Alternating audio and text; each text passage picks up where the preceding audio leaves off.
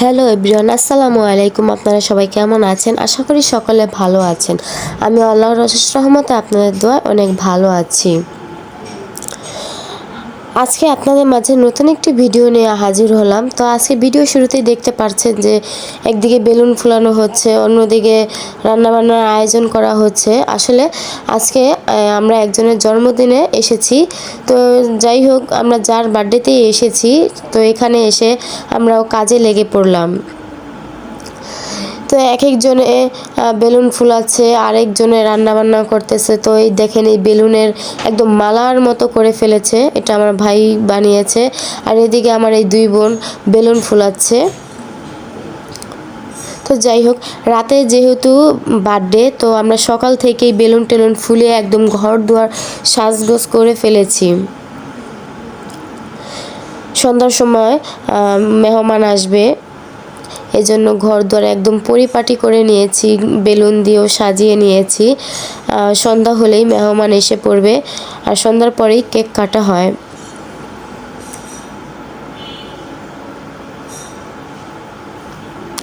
তো যে যার মতো করে আমরা ঘর দুয়ার পরিষ্কার করে নিচ্ছি, পরিপাটি করে নিচ্ছি। আর এইদিকে হচ্ছে গিয়ে রান্নাবান্নার আয়োজন করা হচ্ছে। তো রান্নাবান্নার আয়োজন করার সময় হঠাৎ গ্যাস চলে গেছে।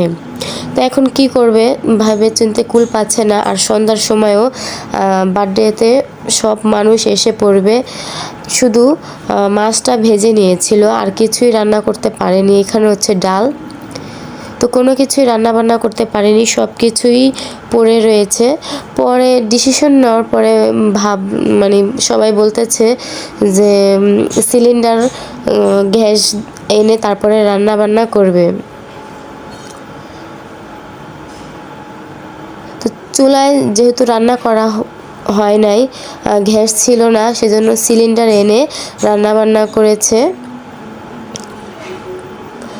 আর এইদিকে সবাই অনেক আনন্দে নেচে গেয়ে বেলুন ফুলাচ্ছে, আবার অনেকে বেলুনগুলো এনে সাজিয়ে নিচ্ছে। তো অনেক আনন্দ করেছি, অনেক মজা করেছি।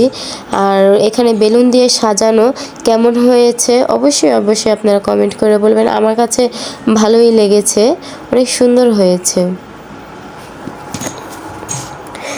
তো আজকের এই বার্থডের ভিডিওটা দেখে আপনাদের কাছে কেমন লেগেছে অবশ্যই অবশ্যই আপনারা কমেন্ট করে জানাবেন।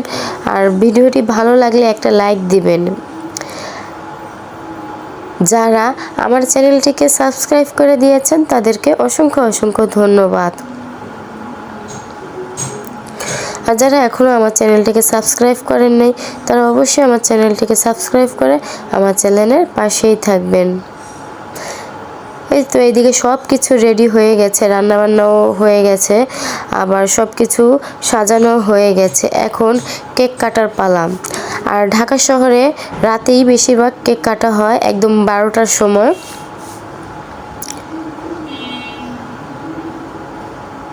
তো এই তো সবাই কেক কাটার জন্য রেডি হচ্ছে।